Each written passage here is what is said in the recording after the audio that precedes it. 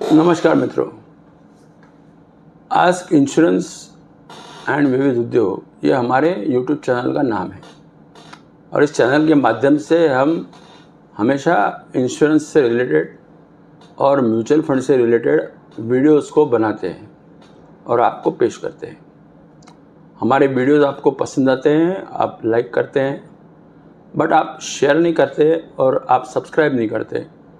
तो प्लीज़ हमारी विनती है आपसे कि ज़्यादा से ज़्यादा वीडियोस को लाइक, शेयर और सब्सक्राइब करें ताकि हम अच्छे से अच्छे वीडियो आपके लिए बना के ला सकें।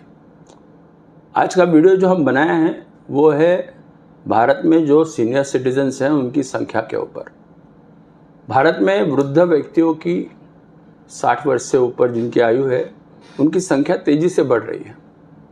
वर्तमान समय में ये लगभग 140 मिलियन मतलब 14 करोड़ के लगभग सीनियर सिटीज़न 2050 में ये करीब 31.9 करोड़ यानी 319 मिलियन तक पहुंच जाने का अनुमान है। यह वृद्धि भारत की कुल जनसंख्या के वरिष्ठ नागरिकों की हिस्सेदारी बढ़ाएगी। स्वास्थ्य सेवाएं इनके लिए बेहतर करने का सरकार भी प्रयास कर रही है, किंतु वरिष्ठ नागरिकों को बीमा योजनाओं का उपयोग बहुत सीमित है। भारत में कई बुजुर्ग अभी भी स्वास्थ्य बीमा के दायरे से बाहर है। इसका कारण है जागरूकता की कमी और जटिल प्रक्रियाएं। कम आय वाले व्यक्तियों की प्रीमियम की उच्च लागत है, इसलिए योजना में अनेक सरकारी योजनाएं जो हैं वो पर्याप्त बीमा उपलब्ध नहीं करा पाती। इसलिए हम चाहते हैं कि हर एक वरिष्ठ नागरिक के जब आप बीमा लेते हैं तो कुछ सावधानियां आपको बरतनी चाहिए। क्या सावधानी बरतेंगे आप, उसका एक छोटा सा ब्यौरा हम अभी आपको प्रस्तुत कर रहे हैं। देखिए, वरिष्ठ नागरिकों के लिए बीमा चुनने से पहले कुछ पहलुओं के ऊपर खास ध्यान देने की आवश्यकता है। पहला, वरिष्ठ बीमा नागरिकों को बीमा कवरेज जो है वो कैशलेस इलाज ज़्यादा से ज़्यादा होना चाहिए। पुरानी बीमारियों का कवर भी होना चाहिए। अस्पताल का खर्च जो है, भर्ती का जो खर्च है वो नहीं होना चाहिए। डिपॉजिट भरने की आवश्यकता नहीं पड़नी चाहिए।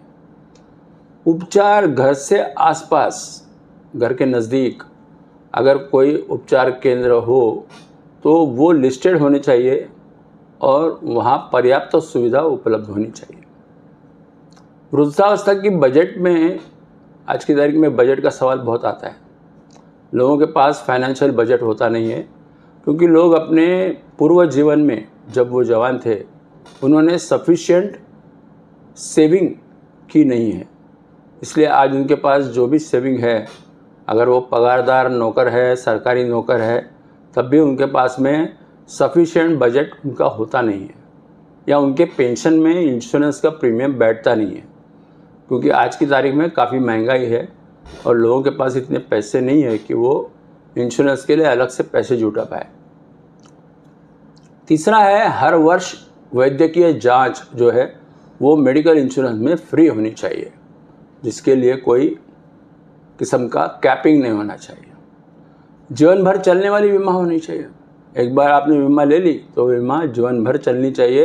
इंश्योरेंस कंपनी उसको बंद करना नहीं चाहिए।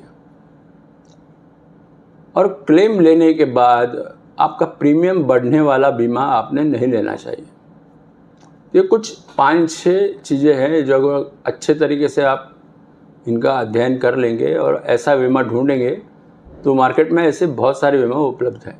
मैंने एक उदाहरण दिया है कि ऊपर 5 लाख रुपए का सम इंश्योर लेने वाले 2 व्यक्तियों को 38,000 में 5-5 लाख ईच का इंश्योरेंस मिल सकता है।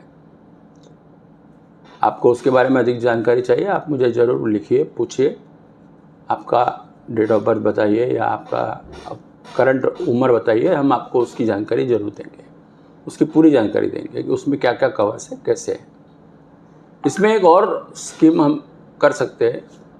अगर हमारे पास 3 लाख रुपया या उससे अधिक एक मुश्त है तो इस एक मुश्त रकम को हम इन्वेस्टमेंट करके उसमें से जो मिलने वाला यील्ड है, वापस आने वाला जो पैसा है, उस पैसे में से हम बीमा ले सकते हैं और हमारा पैसा साइमल्टेनियसली रेगुलर इंटरेस्ट के साथ बढ़ना चाहिए, उसका हम प्रावधान कर सकते हैं।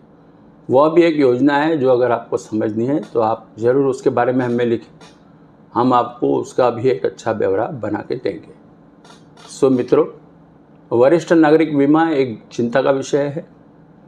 वरिष्ठ नागरिकों को सही समय पे सही बीमा बहुत कम होता है। आज की तारीख में मैंने ऊपर सरकारी ब्यौरा दिया था कि भाई लगभग 14 करोड़ लोग आज हमारे देश में सीनियर सिटीजन्स हैं और उनको अच्छे किस्म का बीमा उपलब्ध नहीं है। धन्यवाद। आज के वीडियो में इतना ही। अधिक आपके प्रश्नों के इंतज़ार में मैं बैठा हूँ। आप जितने ज़्यादा सवाल पूछेंगे उतने जवाब आपको मैं देने की कोशिश करूँगा। मेरी तरफ से आप इस वरिष्ठ बीमा की ज़्यादा से ज़्यादा जानकारी आपको मुहैया करूँगा।